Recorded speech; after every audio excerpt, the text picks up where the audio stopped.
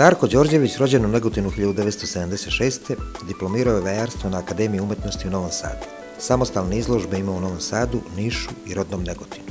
Ovo mu je prva izložba u Kotoru. Likovnoj publici u Gradskoj galeriji predstavio se crtežima. Iako je crtež temelj vajarstva, autor nam nije izložio skice i krokije za svoje skulpture.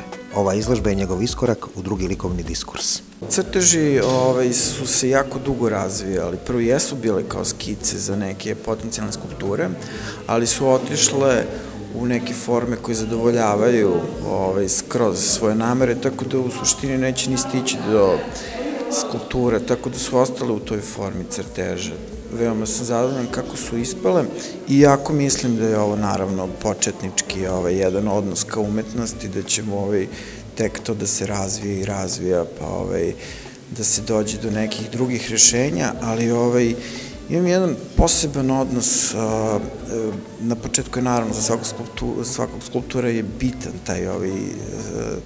ta skica i taj odnos ka tom procrtavanju, a ovde sam došao do jedne svoje lagane meditacije koja mi dopušta da utonem u jedan flow, da jednostavno mogu da dovedem sebe do jednog smirenja i da tako procrtavam jednu priču koja mene dovodi u jedan period mladalački, kad sam bio dete, onako naivno zamišljao neke stvari i dopušta mi da u tom traganju skroz zaustavim i vreme i prostor i da mogu jako fino da se osjećam i zapravo to i jeste jedan meditativan svet za mene. Zato mi je tako i odnegovan crtež, napustio je tu formu skice, znači otišao i postao je na neki način završen.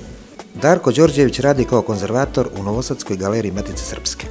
Uglavnom radim kao restaurator drvenih podloga ikone, tako radim na tronovima šta god tog crkvenog mobilijara dođe, onda radim skulpturu koja je uglavnom drveta, gipsa, to što imamo u svom fondu i tako te neke uglavnom ramove, te stare, tako, sve što znači može da se nađe na našim teritorijama. Mislim, u Srbiji nema kamena, mislim, ovde bi to vjerojatno bila sasvim druga priča, pošto ima kamene plastike i kamenih dekoracija, ali u Matici Srpskoj uglavnom je to drveni materijal. Radmila Kostić napisala je za Darkove crteže da su znakovni govor obogaćen iskrenim emocijama.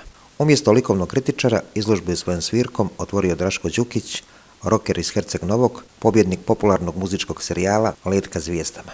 Izložba je otvorena do kraja godine.